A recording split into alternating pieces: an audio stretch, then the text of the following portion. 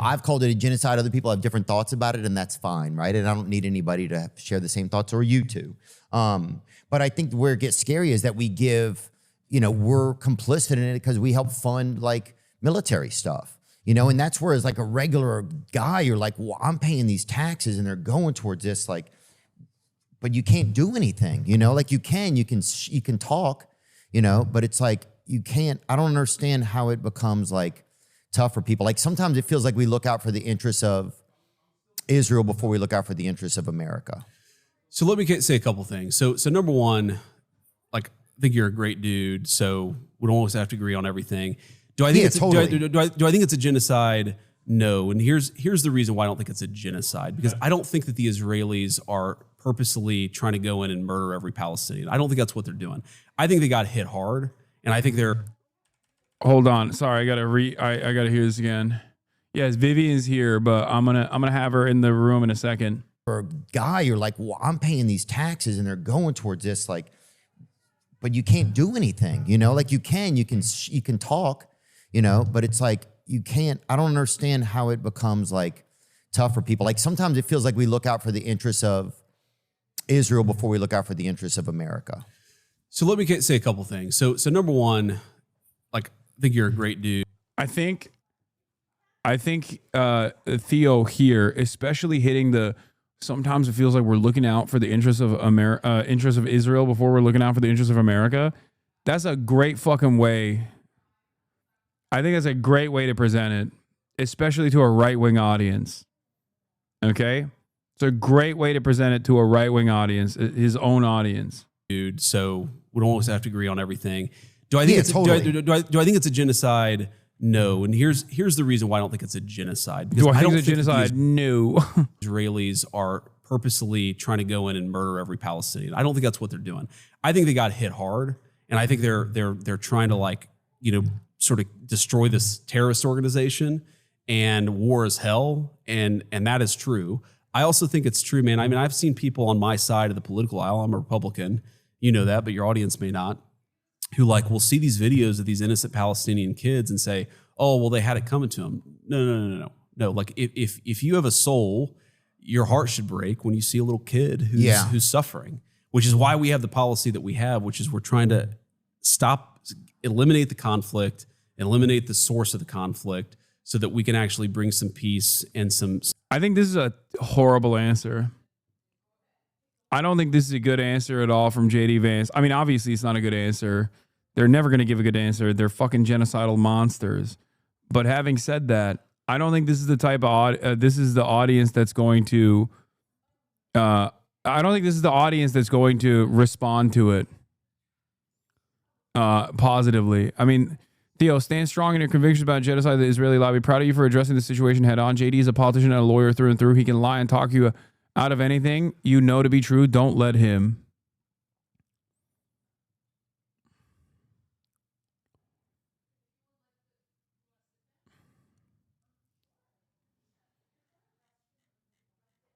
Some humanitarian assistance into people, and that's my basic view. And the president's interesting. He's a pro-Israel guy. Yeah, and he also recognizes that to bring any conflict to a close, you've got to talk to everybody. Yeah. And so we've been attacked. I've been attacked. The president's been attacked for being too interested in diplomacy. And you ask, like, what can I do?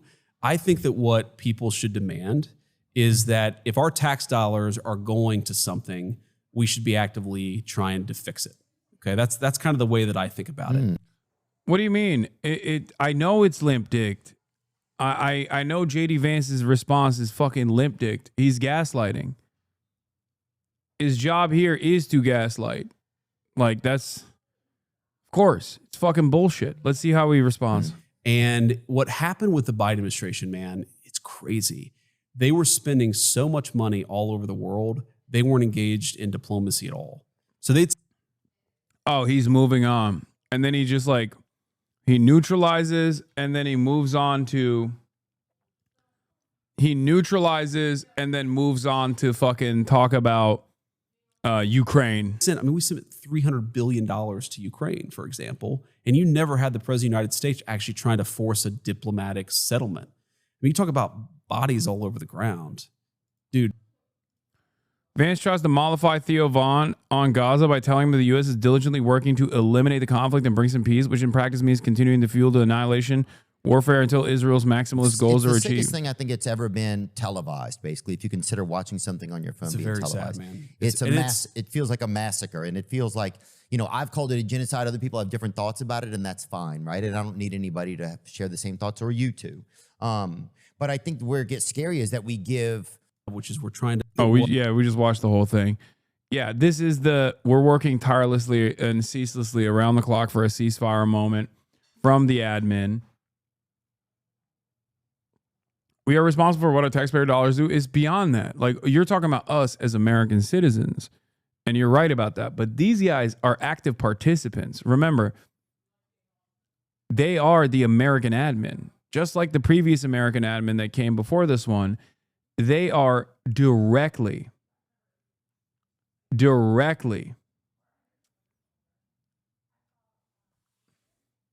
responsible for this genocide. They are an active participant, an active belligerent in this ethnic cleansing campaign.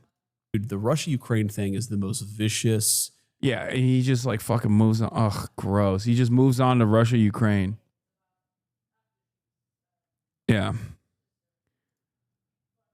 At least Theo Vaughn brought up the issue, but he's also not equipped to knowledgeably push back on Vance's obfuscation, which is a perk of appearing on these casual conversation podcasts. Yeah.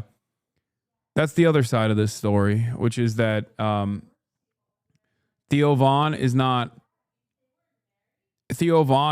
going to be able to fucking respond to this and be like, well, how do you say that when isn't that exactly what the previous administration said? You know what I mean?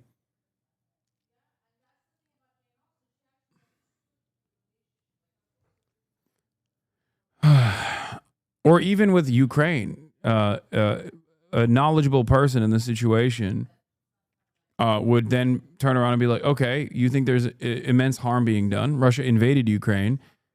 How do you turn around and justify saying to the leader of a nation that has been invaded, that is our proxy in this conflict, that they haven't been thankful enough? Like, how is that solving the issue? How is that actually a matter of diplomacy? How is that the diplomatic approach undermining our proxy that one could even argue we have pushed into taking and making choices that perhaps were not favorable for their long-term standing?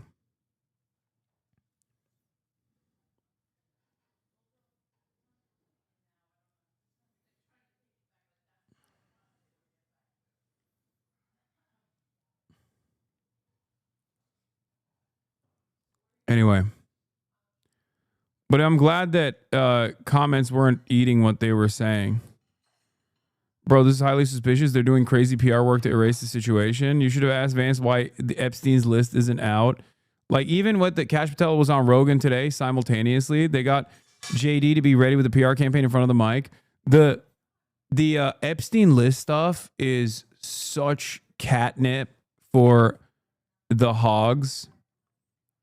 The Cash Patel conversation with Joe Rogan, I think, did more damage to the admin than it actually helped the admin. And it's like it's perfect. It's a perfect fuck up for them. Like what Elon threw out there was nothing new, right? But he associated the administration's refusal in releasing the Epstein files with the administration's culpability, like directly claiming that Donald Trump, their cult leader, is involved with Epstein, which now adds tremendous pressure. I know you're talking about this right now, but are you talking about the LA ICE protest going on right now, or until it passes? I just saw this one and wondered. I talked about it for the first 2 hours of this broadcast Today it's Saturday. We are going to be moving on to Girly Pop Nation related things right now. I will go back to my regular coverage after. I know it sounds frustrating, and it is frustrating for all of you when I don't immediately dive into breaking news coverage, especially when it's something in my backyard, but I have covered it for the first 2 hours of this broadcast. Okay? If you want to hear my thoughts on it, go back to the beginning of the VOD.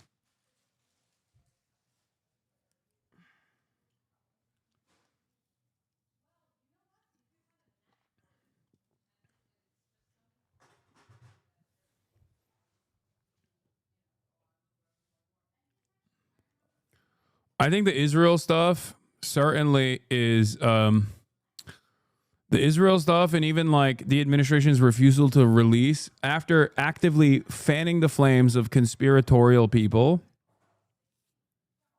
After actively fanning the flames of conspiratorial people to not lean into, after making claims that they were going to release the Epstein files, to refuse to release the Epstein files beyond what was already released, what the public already knew about, is one of those like weird